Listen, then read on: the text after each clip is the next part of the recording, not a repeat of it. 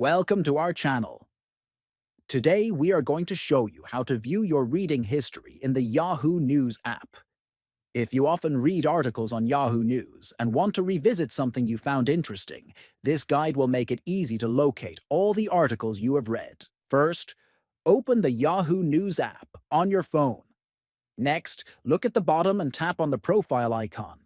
Then, go to the top right corner and tap on the settings icon. After that, click on Reading History. Here, you will find a complete list of all the articles you have read in the Yahoo News app. You can now scroll through and revisit any article you want.